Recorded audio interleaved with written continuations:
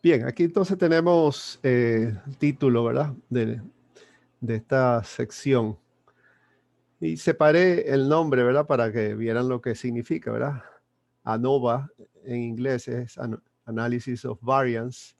En español tiene también sus siglas, que es ANDEVA, que básicamente es lo mismo, ¿verdad? Análisis de varianza. Yo uso la ANOVA porque pues, es el que más van a encontrar en los libros, en las referencias, etcétera, ¿verdad? Pero ya ustedes saben que lo importante es saber lo que significa. Análisis de varianza. O de la varianza también. Bueno, ¿por qué vemos este nuevo tipo de análisis? Bueno, cuando tenemos más de una muestra, porque, bueno, realmente no debería decir más de una muestra. Cuando tenemos más, aquí me equivoqué yo, pero vamos a arreglarlo.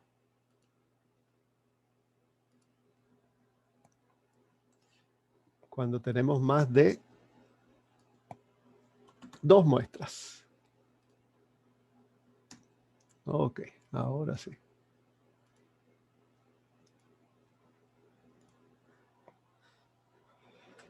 Cuando tenemos más de 2 muestras, porque hasta pues, la última sección que vimos anteriormente, en la unidad anterior, pues teníamos 2 muestras y comparábamos las medias de esas 2 muestras, ¿verdad?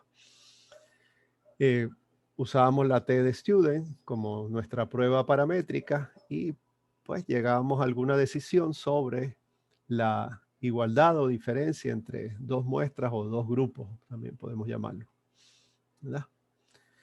Pero entonces ahora nos preguntamos, ¿cómo hacemos para hacer pruebas, ¿verdad?, que nos permitan tomar decisiones si las medias son iguales o no? Si hay diferencias entre los grupos. Si tenemos pues más de 2 de esas muestras o grupos. Una alternativa pues sería hacer pruebas en pareja. Las diferentes parejas, las diferentes combinaciones de parejas. Pero esto en realidad no es práctico si tenemos muchas muestras. Por ejemplo, si tenemos 3 muestras, pues no hay mucho problema. Tendríamos la primera con la segunda, la primera con la tercera, ya, perdón, y la segunda con la tercera. Tendríamos, con 3, pues tendríamos tres parejas, porque y son combinaciones porque no importa el orden, ¿verdad? Bien. Pero si tenemos 6, ya utilizando la fórmula de combinaciones, pues ya tendríamos 15 pruebas que hacer. Si tenemos 8 grupos, tendríamos que hacer 28 pruebas. Y eso pues ya no es práctico desde el punto de vista pues, de estar trabajando. Claro, con un programa pues como R, pues eso se hace inmediatamente. Pero además hay otra razón más importante. Es que a medida que hacemos más pruebas en parejas, se va aumentando el error tipo 1. Se va incrementando con el número de pruebas. Y se va incrementando ese error siguiendo esta fórmula. 1 menos 0.95, que sería, pues, ¿verdad?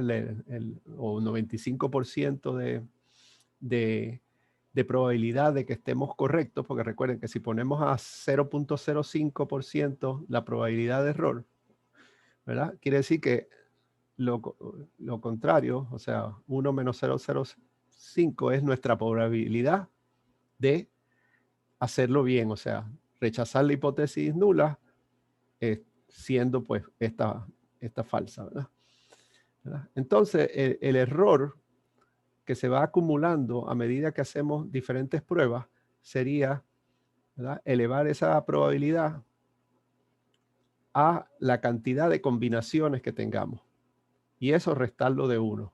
Y ese nos daría entonces el error de rechazar la hipótesis nula siendo esta cierta, o sea, lo que se conoce como el error tipo 1. Entonces, si esto lo elevamos, por ejemplo, si tenemos si tenemos tres grupos, ¿verdad? Tres muestras, pues dijimos que eran tres combinaciones, ¿verdad? La primera con la segunda con la tercera y la primera con la tercera, ¿verdad? Entonces tendríamos que elevar 95 o 0,95 realmente, pues la verdad, la probabilidad en base a 1. 0,95 elevado a la 3, ¿cuánto da eso? A ver si, ¿quién me lo hace por ahí? 0,95 elevado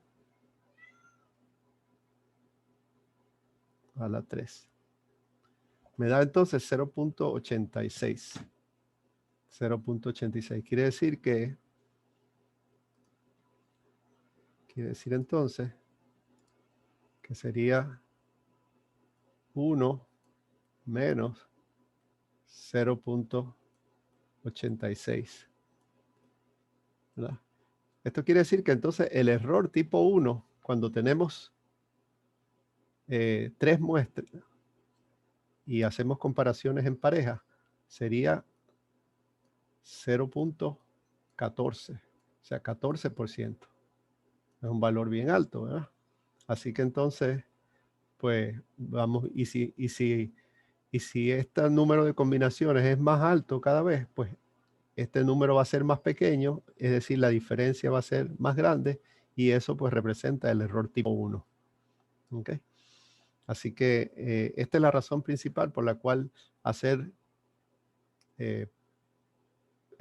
un análisis de más de 2 muestras en pareja no es conveniente, ¿verdad? Desde el punto de vista estadístico. Además, pues desde el punto de vista práctico de tener toda esa cantidad de parejas de pruebas.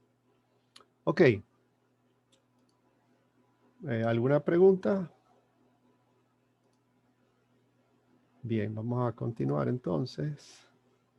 Me escriben cualquier cosa.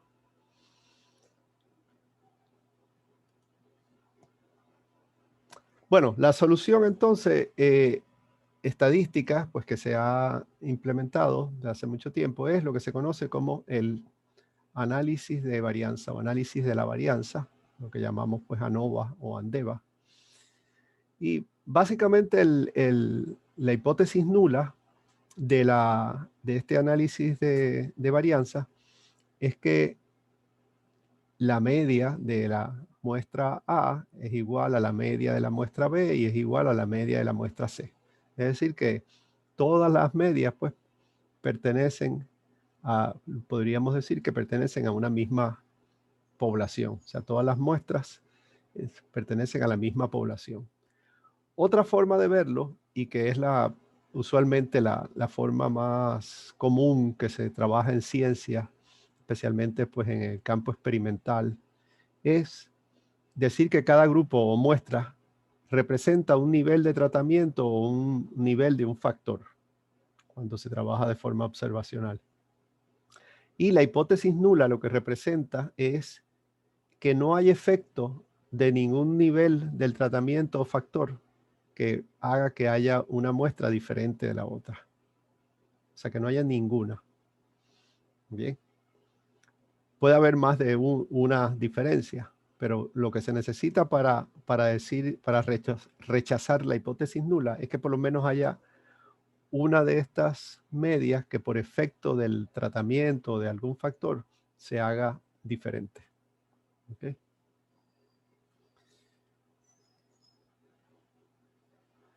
Ahora bien, fíjense que estamos hablando de análisis de varianza, pero lo que queremos ver es que no haya efecto eh, eh, en las medias. O sea, que las medias de las muestras se mantengan iguales y queremos ver si alguna por lo menos es diferente. O sea, estamos hablando de diferencia entre medias, pero a la prueba la llamamos análisis de la varianza. ¿Verdad? Entonces eso es como, ¿verdad? Como contradictorio. Pero ahora vamos a ver por qué hacemos un análisis de varianza para demostrar que hay efecto o no de los tratamientos o de o de los factores, y que eso entonces hace que las medias pues sean, que alguna de las medias por lo menos sea diferente. ¿Okay? Y esto es porque la prueba se basa en la comparación, no de las medias directamente, sino de las fuentes de variación que pueden producir diferencias entre las medias. ¿Okay? O sea, nosotros no vamos a comparar las medias directamente como lo hacíamos con la prueba TestStudent, sino las variaciones que hay de diferentes fuentes y cómo eso entonces puede influir en que alguna de las medias por lo menos sea diferente de las otras. Entonces lo que hacemos es descomponer lo que sería la variación total. La variación total es la variación de cada valor, ¿verdad? Cada medición de todas las medias, de todos los grupos, ¿verdad? Compararlo con la media global. O sea, la media global sería la media de todos los valores, no importa de qué grupo que muestra. ¿Okay? Eso sería lo que se llama la variación total. Ay, caray. Ahora, esa variación total la vamos a descomponer en dos tipos de variación. Una, la que está aquí en rojo, es la variación entre grupos o variación del tratamiento o efecto del factor. O sea, todos estos nombres se utilizan. Yo voy a estar utilizando principalmente variación entre grupos. Entonces ahí es la variación que hay entre la media de un grupo y la media global. Y finalmente, pues la otra parte la otra fuente de variación en la que se descompone la variación total es la variación dentro de cada grupo. ¿Ok? Y esta es la variación de cada valor dentro de cada grupo con respecto a la media de ese grupo. Ok, pregunta, ¿está claro? Porque esto es fundamental para entender, pues, las fuentes de variación es lo que pues, nos va a llevar a la comparación entre los efectos del tratamiento, los factores, que determina que las medias pues sean iguales. Así que vamos a revisar esto que acabo de presentar y ustedes... Ok, todo este material, como siempre, ¿verdad? Aquí yo lo que hago es como un resumen. En los detalles, pues lo encuentran, ¿verdad? En la página. Aquí está lo que yo estoy diciendo, ¿verdad? Lo pueden leer aquí en la página web. Bien. Bueno, vamos entonces a continuar, pues si no hay preguntas ahora. Déjenme ver, que creo que alguien estaba entrando. Ya está todo el mundo, por lo menos. Ok, entonces, ¿qué vamos a hacer con esas diferentes fuentes de variación? Bueno, aquí viene entonces la base de lo que es la prueba de análisis de varianza, ¿verdad? Ok, para que se cumpla la hipótesis nula, donde decimos que no hay efecto, pues entonces se tiene que cumplir la siguiente relación entre las fuentes de variación. Y es que la variación entre grupos, recuerden, ¿cuál era la variación entre grupos? Era la variación entre la media de cada grupo con respecto a la media global, que es esta línea cortada, entrecortada, ¿verdad? Aquí, que se representa como Y con dos barritas arriba. Esto es la media global, ¿verdad? Entonces, B representa la diferencia de la media de cada grupo, que es cada una de estas líneas horizontales, con unos puntos que representan los diferentes valores medidos, ¿verdad? Entonces, aquí tenemos una media, que sería esta de aquí, y su diferencia, su variación con respecto a la media global, pues sería este pedazo que está aquí. Desde aquí hasta aquí, ¿verdad?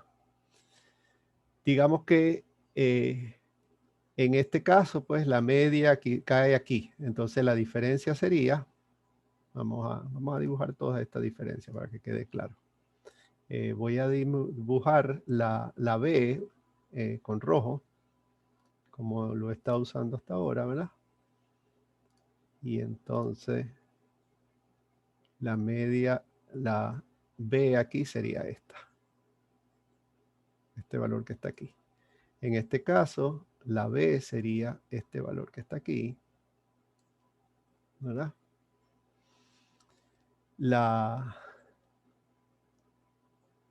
Este aquí sería para la 4, este sería para la 5, este sería, ¿verdad? Perdón, aquí lo hice mal. Este sería, en este caso,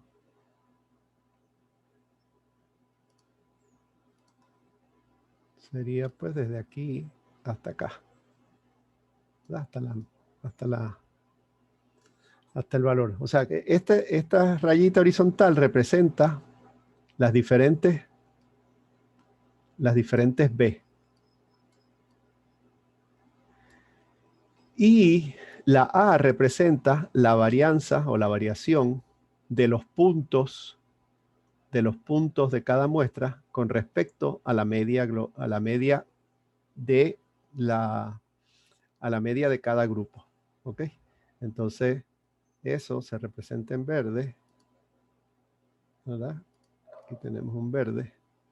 Entonces, es la relación que hay entre la varianza, o sea, desde un punto cualquiera hasta la media. O sea, sería este valor que está aquí. ¿Verdad? Un punto, por ejemplo, este que está aquí, con respecto a la media. Un punto como este con respecto a la media. ¿Verdad? Un punto como este con respecto a la media del grupo. ¿Verdad? Un punto como este con respecto a la media. ¿Okay? Un punto como este con respecto a la media. ¿Okay? Entonces, aquí, ¿qué podemos ver en general con respecto a las variaciones? ¿Verdad? Nos damos cuenta que la variación de la media con respecto a la media global, o sea, la media de cada grupo con respecto a la media global, pues tiende a ser más pequeña que la variación de los puntos, ¿verdad? La variación, digamos, promedio de los puntos con respecto a la media de cada grupo. Es decir, que B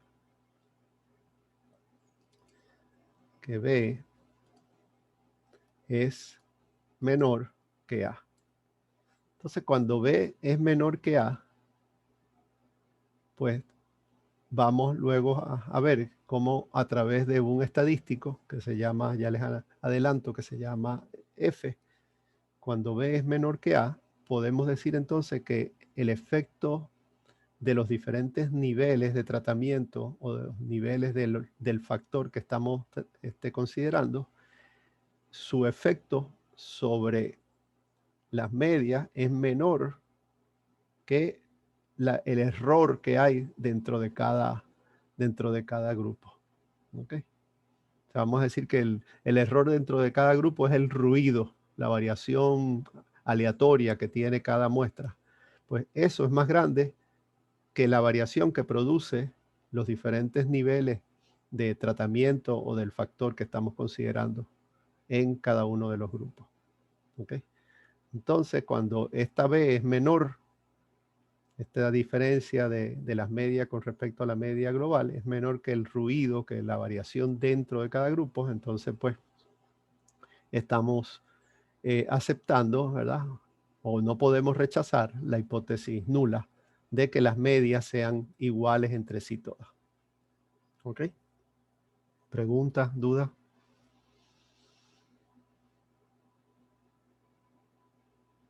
Bien, vamos entonces ahora a ver pues otro caso pues extremo. Déjame borrar esto de aquí y vamos entonces al próximo caso, ¿verdad? ¿Qué ocurre aquí? Aquí tenemos entonces, vamos a dibujar en rojo qué es lo que está pasando aquí. Tenemos la media, aquí tenemos la media. Ups. Ay, caray. Está en medio. Aquí tenemos la media de este grupo. Aquí tenemos la media global, entonces la B, como hemos dicho, es esta distancia. La distancia entre la media de un grupo y la media global. Aquí es desde aquí hasta acá. Esta distancia que está aquí. Aquí es desde aquí hasta acá. Esta distancia. Aquí es desde aquí hasta acá. Aquí es desde aquí hasta acá. Y aquí es desde aquí hasta acá. Ok, todas estas aquí son las B. Ahora vamos a ver la A. La A, pues aquí está. Es la distancia desde algún valor hacia la media, ¿verdad? Aquí podríamos decir desde este valor hasta aquí. Aquí, pues, de este valor hasta aquí. De un valor cualquiera hasta aquí. De aquí hasta aquí. De aquí hasta aquí. ¿Ok? Entonces, esta es la A. Entonces, como vemos, en general, la B es mayor que la A. O sea, la variación debido a los niveles de los tratamientos o del factor que estemos considerando, produce una desviación de la media global más grande, ¿verdad?, de la media de cada grupo, que las variaciones que hay dentro de cada grupo. O sea, el ruido dentro de cada grupo es más pequeño que la desviación de la media de ese grupo con respecto a la media global. ¿Okay? Entonces, pues, esto nos hace concluir, pues, que podemos, y claro, eso a través del estadístico que vamos a ver ahora, nos permite concluir, pues, que podemos rechazar con seguridad la hipótesis nula. ¿Sí? ¿Pregunta? Ok. Entonces, ya estamos viendo cómo es que funciona esto de cómo la variación es lo que nos va a llevar a poder no poder rechazar la hipótesis nula o poder rechazar la hipótesis nula. Ahora, claro, esta es pues la teoría de cómo funciona. Ahora vamos a ver entonces cómo se mide qué tanto es B mayor que A o no es o no lo es, ¿verdad? O sea, tenemos que tener una medida, tenemos que tener pues una distribución de probabilidades donde pongamos un valor como 0.05 y digamos, bueno, lo que está después me dice que es diferente, lo que está antes pues me indica que no puedo rechazar la hipótesis nula. Eso pues entonces lo hacemos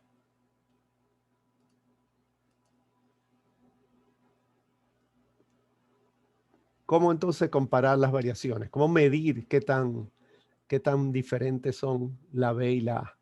Pues lo que hacemos es entonces comparar las varianzas, o sea, ya tenemos que medir la varianza, tenemos que tener alguna forma de medir la varianza entre los grupos que definimos, el grupo B, o sea, el grupo la varianza entre grupos y la media global, y la varianza dentro de los grupos, ¿verdad? Entonces, esto se puede realizar con el estadístico F. El estadístico F es la razón entre dos variaciones, entre dos distribuciones realmente, pero aquí se la vamos a aplicar a la relación entre las dos varianzas. O sea, la varianza entre grupos dividido entre la varianza dentro de grupos. Esto, desde el punto estadístico, se le conoce como MS entre y MS dentro. O en inglés sería MS between y MS within. ¿Y qué significa MS? MS es la media de la suma de cuadrados. A veces también aparece como MSS, por lo de eso, sum of square. ¿Okay? Pero aquí lo tengo reducido a MS. Entonces tenemos el MS entre, o sea que es la media de la suma de cuadrados, que es un equivalente de la varianza entre los grupos, y la MS dentro, o sea, la media de la suma de los cuadrados, o sea, el equivalente a la varianza dentro de cada uno de los grupos. ¿Okay? Entonces, esa es, pues, entonces el estadístico que se va a utilizar. Y entonces, como ya lo hemos visto en otros momentos, ¿verdad?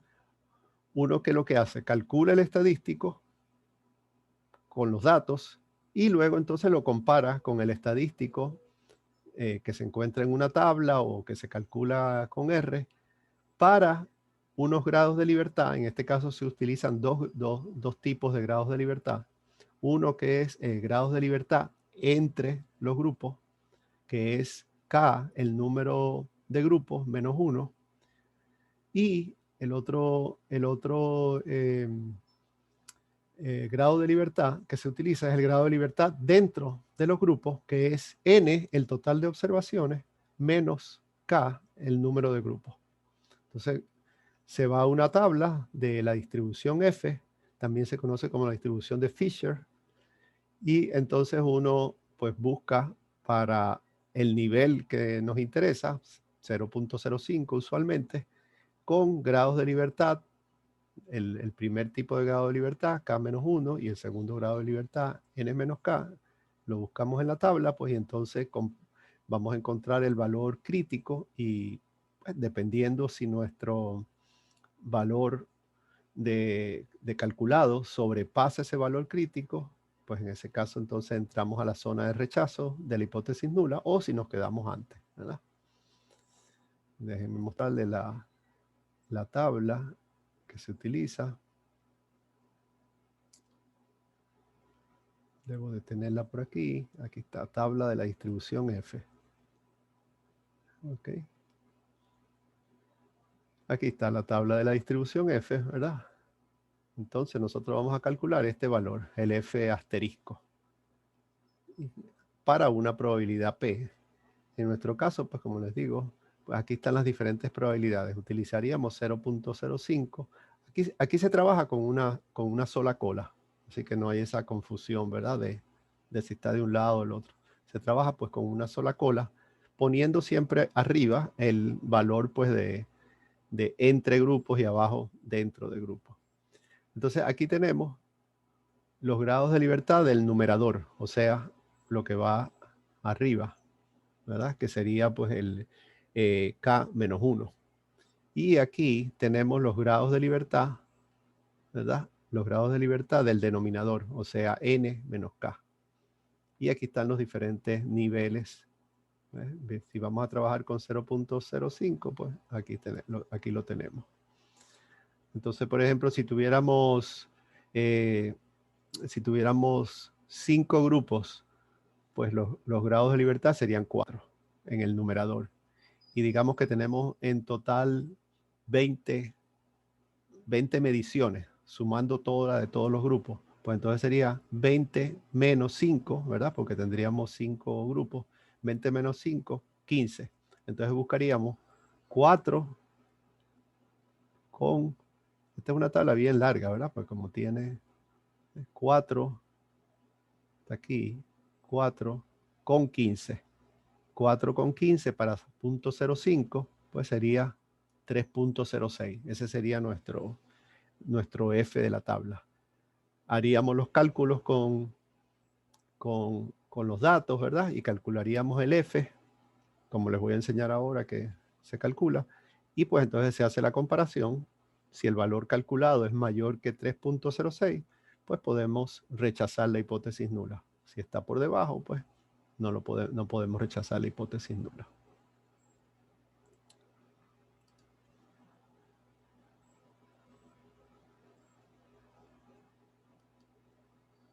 Bien, ¿alguna pregunta?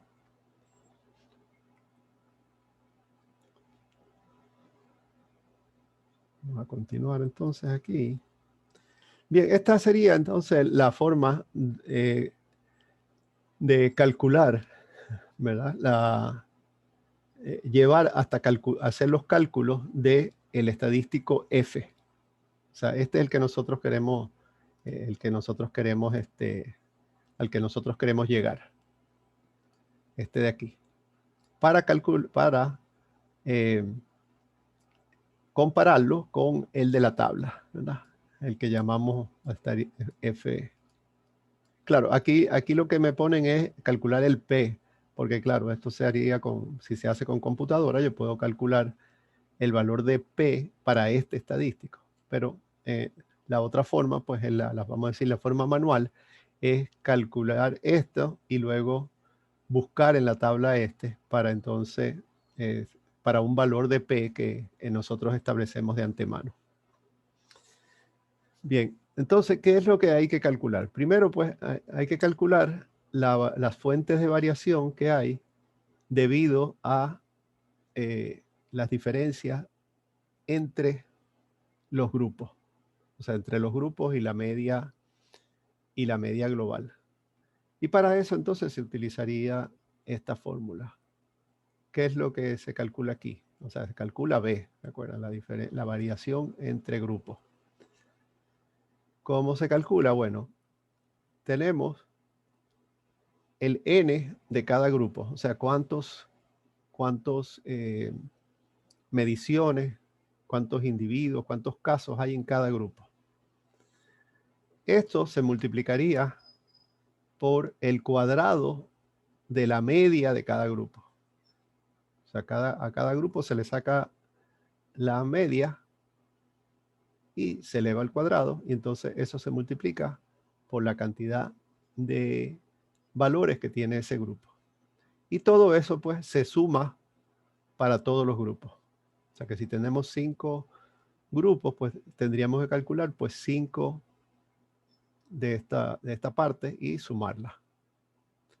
A esto se le va a restar.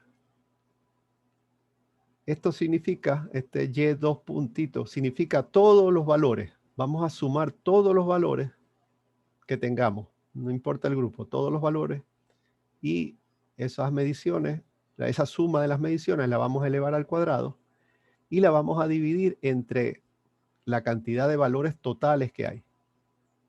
¿Ok? O sea, esta es la suma de las mediciones y esto es la cantidad de valores que hay. Entonces, esta sumatoria menos esta división, pues me va a dar la B.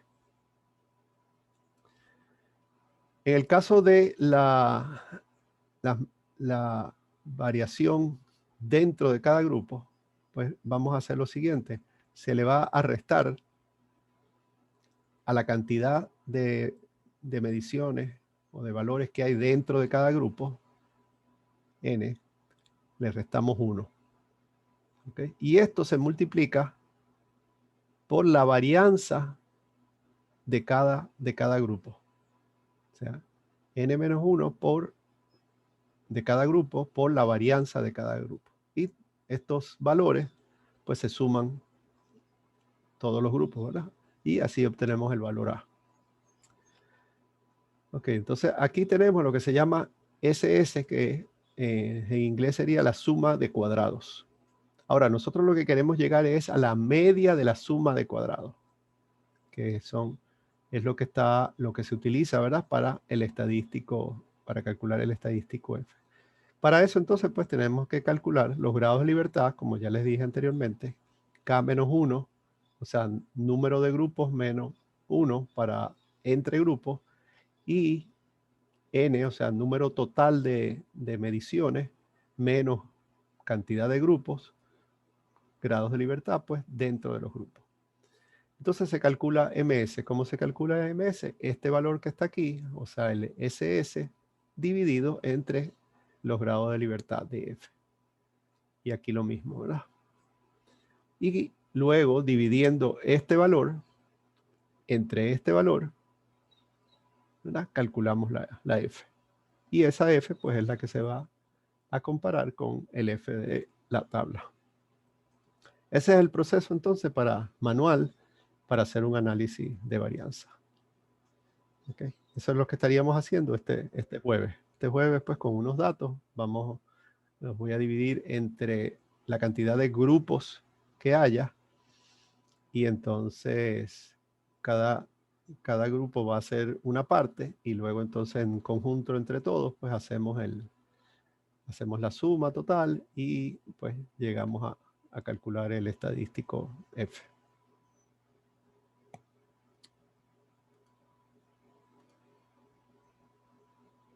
Ok. Ahora bien, esto es lo que se llama, este es el cálculo básico de F. ¿Ok? Este es lo que el ANOVA tiene varios diseños, varios tipos de diseño. Este es lo que se conoce como un diseño de una vía o de un factor. Porque aquí estamos considerando que hay un solo factor que está actuando, ¿verdad? O un solo tratamiento con diferentes niveles que está actuando sobre los grupos, ¿verdad? Pero también podría ser que tuviéramos al mismo tiempo dos factores. Entonces eso ya pues son unos cálculos mucho más complejos. Pues hay más sumatorias y etcétera. Más fuentes de confusión, vamos a llamarlo así. Y pues eso yo simplemente se los voy a describir, pero para eso ya hay que trabajarlos en computadora. Ok. Bueno, digamos que hicimos un análisis de regresión, un análisis de varianza. Hicimos el análisis de varianza y nos dio que fue significativo.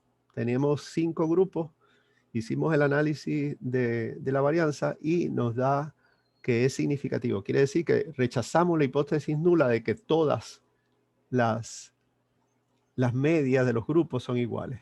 Ahora bien, pero el análisis de varianza no nos dice cuál o cuáles medias o cuáles grupos son diferentes de los otros. ¿Ok? Claro, nosotros podemos sospecharlo viendo las medias, ¿verdad? Pero a veces no es tan claro. Y pudiera ser que un grupo se diferencie de otro, pero el otro no se diferencie de otro. Y pues es un poquito complicado si tiene uno varios grupos, saber cuáles realmente son diferentes entre sí. Y con el análisis de varianza no nos da la respuesta. Para conocer la respuesta de cuáles son los grupos que se diferencian entre sí, tenemos que hacer entonces otro tipo de análisis que se llaman pruebas post hoc. Post hoc quiere decir, es latín, quiere decir después de los hechos. O sea, después, a posteriori, después de que hicimos ya el análisis de varianza, entonces, basado en eso, vamos a hacer una prueba, ¿ok? Que es una prueba básicamente de comparaciones múltiples, donde se comparan los diferentes grupos entre sí y nos dice entonces, pues, si hay o no diferencias entre parejas de grupos. ¿Okay? Una de este tipo de pruebas es lo que se conoce como la prueba de Tukey. ¿Okay? Esa pues yo se las estaré mostrando con los datos que utilicemos para el cálculo manual, pues yo le estaré demostrando, porque estaré utilizando el programa R, cómo se hace entonces la prueba de Tukey. Bien, ahora, el análisis de varianza es una prueba paramétrica. Y ustedes saben que así como para la prueba T de Student, y bueno, y todas las pruebas tienen unos supuestos. O sea, asumen ciertas condiciones de los datos. Y el análisis de varianza es uno, y es más o menos estricto en que se debe de cumplir por lo menos uno de ellos bien. Hay dos principales, ¿verdad? Dos supuestos principales, aparte de pues, el que es universal, de que las muestras sean independientes, tomadas al azar, etcétera, ¿verdad? Hay entonces también dos condiciones, ¿verdad? O supuestos que es importante que se cumplan. Uno es la normalidad. O sea, se asume que la distribución de los datos entre de los grupos tienen una distribución normal. O sea, se puede pensar que vienen de una población que tiene una distribución normal. ¿Okay? Para eso, pues ya ustedes saben que hay unas pruebas y la prueba más común, pues la prueba de Shapiro-Wilk, donde la hipótesis nula es que hay una distribución normal.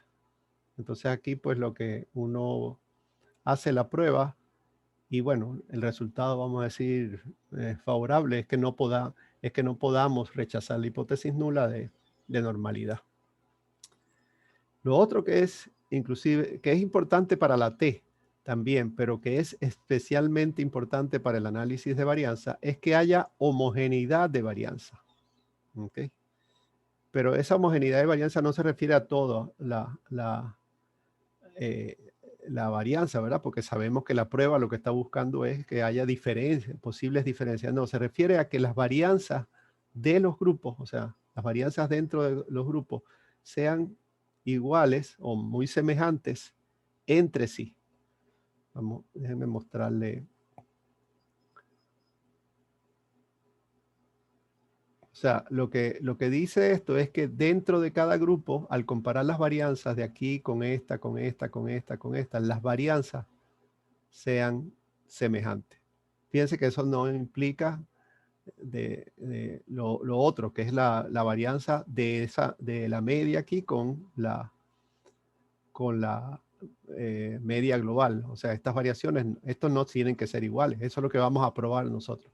Pero la variación aquí adentro debería ser semejante, igual o semejante. ¿Ok?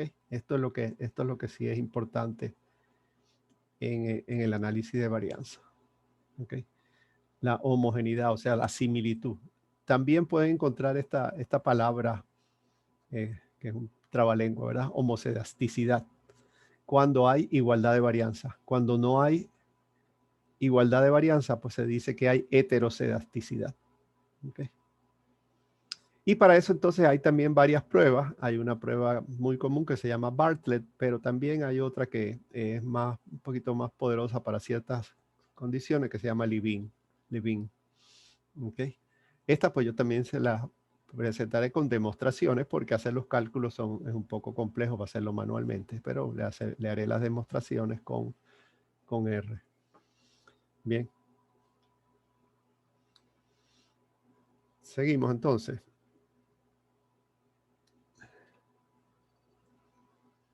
Ok, hacemos las pruebas de los supuestos y nos dice que pues no hay normalidad o que las varianzas no son iguales.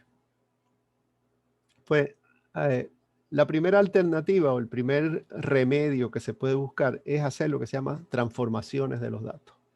Y ojo, repito, porque ya he hablado de eso antes,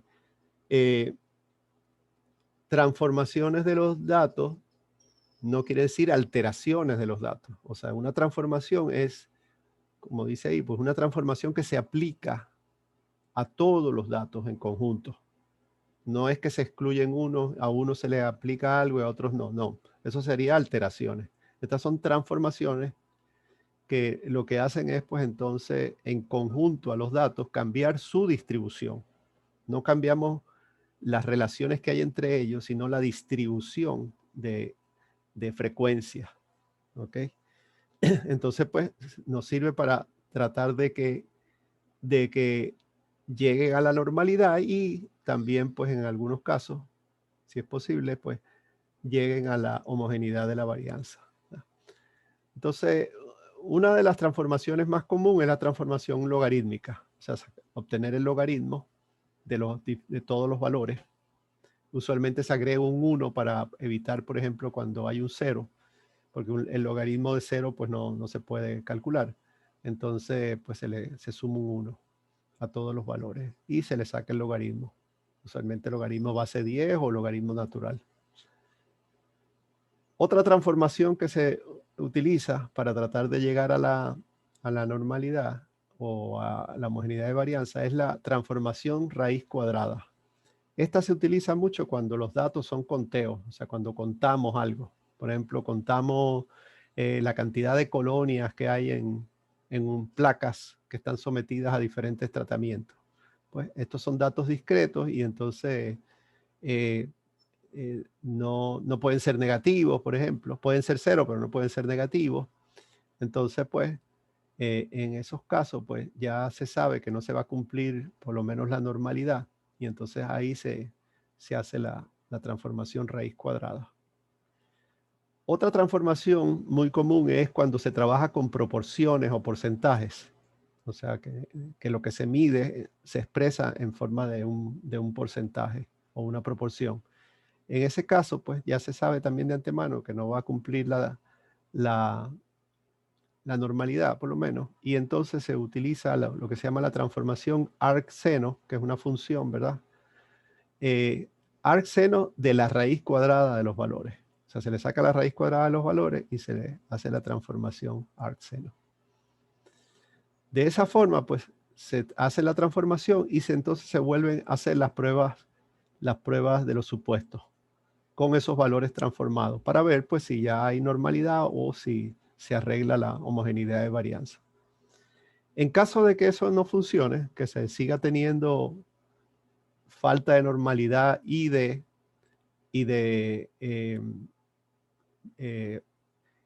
falta de homogeneidad de varianza, usualmente la falta de normalidad se puede pasar cuando se tienen bastantes valores, o sea, cuando se tienen en total más de 30 valores y se tienen 50, 60 mediciones en total, pues si no hay una normalidad que uno espera, pues se puede pasar. Lo que es más crítico en el análisis de varianza es la homogeneidad de varianza entre los grupos.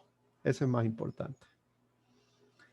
En caso de que no lo podamos arreglar, entonces, pues tenemos que recurrir, como hemos visto en todas las pruebas anteriores, a lo que se llaman las pruebas no paramétricas. ¿Okay? Cuando ya no podemos cuando las transformaciones no nos arreglan ni la normalidad ni la heteroscedesticidad, pues entonces llegamos pues a lo que se llaman las pruebas no paramétricas. Una de las más utilizadas en el caso pues del análisis de varianza es la que se llama Kruskal-Wallis. Y igual que las pruebas anteriores, por ejemplo la de Wilkinson, la Udeman-Whitney, todas ellas pues lo que utilizan son los datos puestos en orden y asignarles rangos y trabajar entonces unos estadísticos que utilizan pues la suma de los rangos y cosas así. ¿Okay? O sea que todas más o menos tienen la misma base de procesamiento que ya ustedes vieron que es un poco engorroso ponerlo en orden, luego entonces ponerle un rango y entonces luego sumar los rangos. Cuando son valores iguales, pues entonces hay que dividir los diferentes rangos entre el número de valores que son iguales entre sí. Y bueno, por suerte, pues para todas esas pruebas siempre hay un método de computarlo utilizando pues programas como R. Y finalmente, lo que quería hablarles es de, como les dije, nosotros vamos a trabajar y cuando hagamos el ejercicio el jueves, con datos de un diseño de análisis de varianza de una sola vía, o sea, de un solo factor o un solo tipo o un solo set de tratamiento. ¿Okay? Pero eso no es el único tipo de diseño experimental u observacional que existen. Existen varios otros diseños. Por ejemplo, hay uno que se llama diseño para efectos aleatorios, donde pues se distribuyen las mediciones de forma aleatoria. Otro que se llama diseño de bloques aleatorizados, donde los grupos están subdivididos. Por ejemplo, este diseño de bloques aleatorizados se utiliza mucho en agricultura para hacer pruebas de siembras. Está el ANOVA con 2 factores o un ANOVA de 2 vías, ¿verdad? Cuando tenemos, en lugar de uno, tenemos 2 factores. Tenemos el ANOVA con repeticiones. Quiere decir que, por ejemplo, se hace un tratamiento en el tiempo 1 y luego, pues de cierto tiempo, en el tiempo 2, se vuelven a hacer las mediciones. Fíjense que no se cambian los tratamientos, pero se hace una medición en el tiempo 1 y luego en el tiempo 2. Y entonces, pues todo eso es básicamente como un ANOVA de 2 factores, donde tienes el factor de tu tratamiento más el factor tiempo. Pero tiene un tratamiento particular y por eso se llama ANOVA con repeticiones. Está lo que se llama el ANCOVA. ANCOVA lo que quiere decir es análisis de covarianza. El análisis de covarianza es cuando tú estás trabajando con un factor o un tratamiento, pero tú sabes que hay variaciones en los sujetos, porque por ejemplo tienen diferente edad. Y entonces pues la edad sería un cofactor. Y entonces para eso pues hay un diseño de análisis de varianza muy específico para ese tipo de situaciones. Y hay también lo que se llama el MANOVA. MANOVA es un ANOVA de varianzas múltiples, o en inglés Multiple Analysis of Variance. Y es cuando las respuestas son variadas. O sea que no mides una sola cosa, sino que un solo tipo de resultado, sino que mides varios, más de un tipo de resultado al mismo tiempo. ¿Okay? Con los mismos factores, pero con diversos resultados. Pues esta es entonces pues, la parte teórica, ¿verdad? De el análisis de varianza. Los detalles pues de lo que yo he estado hablando y bueno, también la parte de cómo se trabaja, lo tienen pues aquí en la página web o en el libro también, ¿verdad? Que tenga el libro en el capítulo de análisis de varianza. Entonces, el día jueves lo que vamos a estar haciendo es pues un ejercicio con unos datos donde pues vamos entonces a estar calculando todos estas, lo que nos pide, ¿verdad? Los divido en grupos y así entonces cada uno trabaja con los datos de cada grupo y luego entonces nos reunimos y sacamos entonces entre todos, ¿verdad? La sumatoria, calculamos todo esto y calculamos el estadístico, pues, y el valor P.